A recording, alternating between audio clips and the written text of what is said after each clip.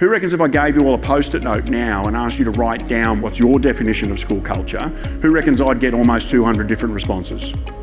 Who reckons I'd also get a lot of credible ones? So it's not about chasing the right one, it's not about chasing credibility. What we're on about is chasing useful. Adam is what we need in education. Just so engaging, so motivating. I feel honoured to be in the same room as him today. He's just real in how he is, in what he's talking about. He clearly knows his stuff, he's lived it, he's worked it, he knows the theory behind it, but he just connects with people in a really human way. You have chosen to walk your one life's journey with this person. Put your hand up slightly higher if occasionally you piss them off for fun. There we go, there we go.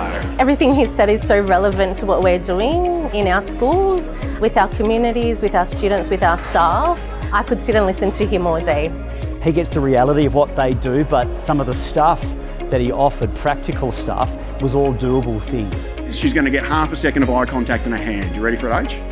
All right. So H calls out, and I go, unfortunately, I can't listen when people call out. Like I say can't, like it's a law. Like I'm not allowed. You know, I can't listen when people call out, but I can listen to you. It's because of the way you're sitting right now. It's awesome. You know, is there anything you'd like me to clarify about quadratics? And this kid's freaking out. But the truth is, this isn't for you, is it? This is for H. So affective language is nothing special. It's just say what you were already going to say, but chuck in a feelings word. That's it. We know that culture's important, and we know that it leads our school and it's what we feel when we walk into a place, but being able to describe it and then be able to lead that and grow that in our school is quite tricky.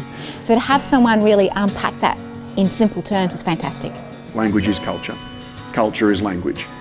You know, when you teach young people how to speak, you're teaching them how to contribute to the culture.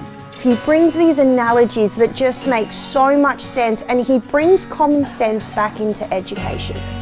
He is a most wonderful speaker. His philosophy is one that I'm really on board with. I think in particular in Australia, we should be a country that uses education to underpin this whole national value of a fair go.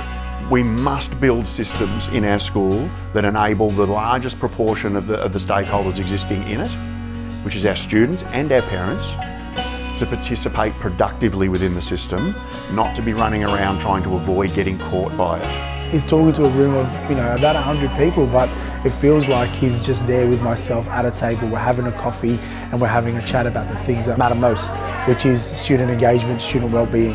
He really reignited and remotivated myself and my deputy to get back in and let's keep charging through this.